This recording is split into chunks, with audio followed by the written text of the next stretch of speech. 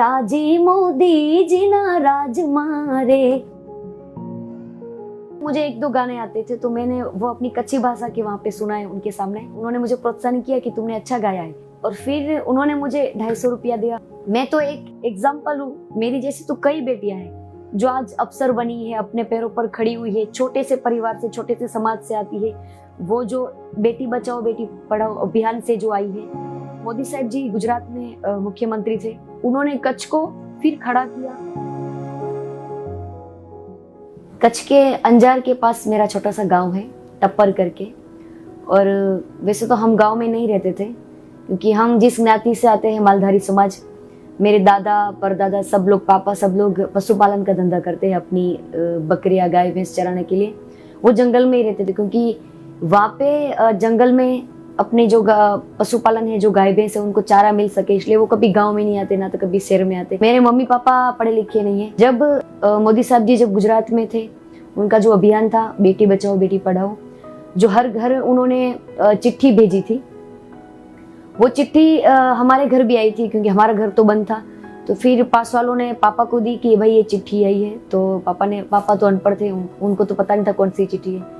फिर उन्होंने वो दिखाई, तो उन्होंने बोला कि हमारे जो गुजरात के मोदी जी साहब हैं, वो ये अभियान चला रहे कि गुजरात की जो बेटियां हैं, भारत की जो बेटियां हैं, वो पढ़े लिखे, बेटी बचाओ बेटी पढ़ाओ अभियान था। क्योंकि पहले ऐसा ज़्यादातर बेटियां नहीं होती थी, वो ऐसे बचपन में मार देते थे, या फिर जिनकी बेटियां ज़्यादा होती है तो वो बचपन में शादी करवा देते, पढ़ाई लिखाई कुछ नहीं करवाते थे। तो फिर मेरे पापा को ये लगा कि ये जो मोदी जी साहब हैं, वो गुजरात की बेटियों की भविष्य की चिंता करते हैं, तो मेरी तो एक ही बेटी है, तो मैं उसकी चिंता क्यों ना करूं। तो फिर उन्होंने सोचा कि मैं पढ़ा लिखा नहीं हूँ, वो चिट्ठी भी उन्होंने किसी और से पढ़वाई और सुनी। तो फिर उन्होंने ये सोचा कि मेरी तो एक ही बेटी है, तो मैं गांव में आकर कुछ धंधा कर लूँगा, कुछ काम कर लूँगा, मैं अपनी बेटी को पढ़ाऊँ। फिर उन्होंने मुझे स्कूल में भेजा, पढ़ाया, और उस हिसाब से मेरी पढ़ाई शुरू हुई बेटी बचाओ बेटी पढ़ाओ अभियान से। स्कूल में प्रार्थना में 2-3 साल बाद जब मैं थोड़ी बड़ी हुई, तो सब पहले बच्चे गाते थे, तो मुझे भी वो सब प्रार्थना में हर बार, कभी इसकी बारी थी, कभी इसकी बारी, तो मुझे वो हर रोज मैं देखती थी। तो पहले मैं पीछे गाती थी, फिर मुझे लगा कि मुझे आगे बैठकर भी गाना है। तो फिर वो मुझे स्कूल में मेरे सर, वो जो भी है हमारे स्कूल के प्रार्थना सभा में, जो भी हम क्या बोलते हैं, हमारे कविताएं थी, वो प्रार्थना में जो भी था वो हम वहाँ पे प्रस्तुत करते थे। और उसी वक्त दूसरा पड़ाव आया कि रणोत्सव चालू हुआ। कच्छ में सारे लोग बाहर से घूमने आते थे रणोत्सव में, और हम तो वहाँ प्रॉपर कच्छ के थे। तो हमारे सर ने भी बोला कि अब हम सब स्कूल वाले हैं, जो हम सबको वहाँ पे घूमने जाना है, सब बच्चों को लेके हम जाएंगे। फिर हम वहाँ पे रणोत्सव में गए, स्कूल के सब लोग, और वहाँ पे नरेंद्र मोदी जी भी आने वाले थे, और हम सब बच्चे आगे बैठे थे, ऐसे हम तो अपनी मस्ती में थे। तो थोड़ी देर में ही मोदी साहब जी स्टेज पर आए, और वहाँ पे हमें उन्हें दूर से हमने देखा, पर हम तो अपनी मस्ती में ही थे, क्योंकि हमने सब बोलते थे ना कि गुजरात के मुख्यमंत्री ये है, तो हमने सुना था, पर ये पता नहीं कि यही है, और ये हमारे सामने बैठे हैं। तो फिर वो सब बच्चों को ऐसे बुला रहे थे, सब छोटे छोटे बच्चे, हम सब अपनी मस्तियाँ कर रहे थे, सबको बुला रहे थे, किसी को कविता बुला रहे थे, किसी को जोक्स ऐसे बुला रहे थे, जो जो आपको आता है वो आप सुनाइए। तो 7वीं 8वीं बारी मेरी थी, मुझे पता नहीं था कि मुझे वहाँ पे बुलाएंगे यार, मैं जाऊँगी और क्या करूँगी। और तब मेरी बारी आई, तो मैं थोड़ी घबराई हुई थी, और वहाँ पे गई तो उन्होंने मुझे बोला कि बच्ची तुम्हें क्या आता है। तो मैंने बोला कि मुझे तो सिर्फ गाना आता है। तो मैंने हमारे जो कच्छ की जो हमारी भाषा है, हमारी लोकल हमारी कल्चर भाषा है, कच्ची भाषा, तो उनमें से मुझे 1-2 गाने आते थे, तो मैंने वो अपनी कच्ची भाषा के वहाँ पे सुनाए उनके सामने। तो फिर उनके मोदी साहब के मुंह पर मैंने स्माइल देखी, और वो उन्होंने मुझे प्रोत्साहन किया कि तुमने अच्छा गाया है। और फिर उन्होंने मुझे 250 रुपया दिया, और तब तो ऐसे पिता समान कोई पिता ही होता है जो अपनी बेटी को ऐसे पैसे देता है, ऐसा मुझे लगा।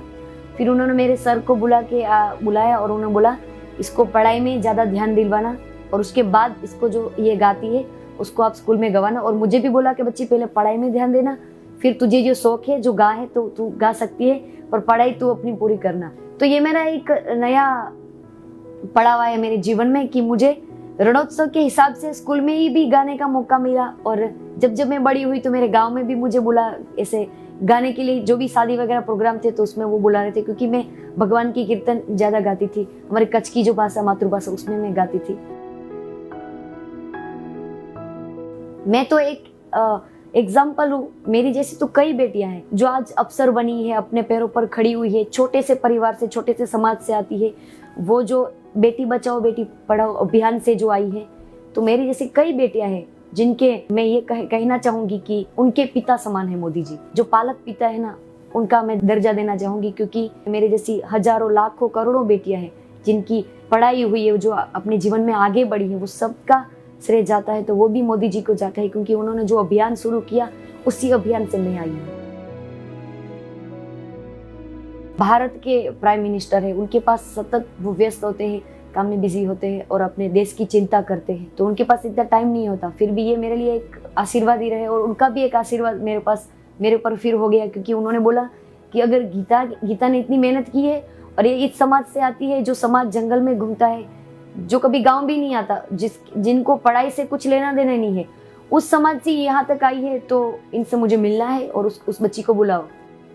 मैं जितने उत्साहित थी उतने ही मोदी साहब जी मुझे मिलने के लिए उत्साहित थे, क्योंकि वो एक बाप अपनी बेटी की राह देखते हैं। अचानक वो दरवाजा, हम ऐसे सब एंटर साथ में हुए, तो उसे खड़े होकर बोला, अरे गीता तू तो बहुत मोटी थी।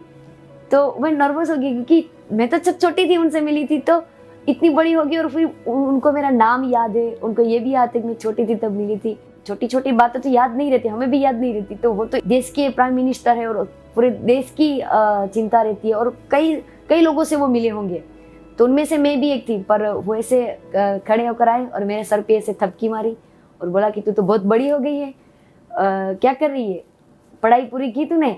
मैंने बोला कि नहीं, आधी बाकी है, क्योंकि प्रोग्राम में व्यस्त हो गई थी।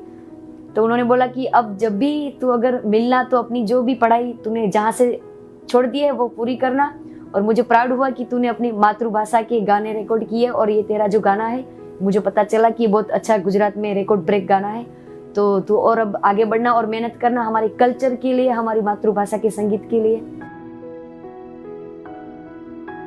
वो बहुत खुश थे अपनी बेटी के, जिसे कहते नहीं कि बेटी ससुराल गई और जो बाप कई सालों के बाद उनसे मिलता है, वो खुशी होता है, उत्साहित होता है, वैसे ही ये उनका जो चेहरा था वो उत्साहित थे।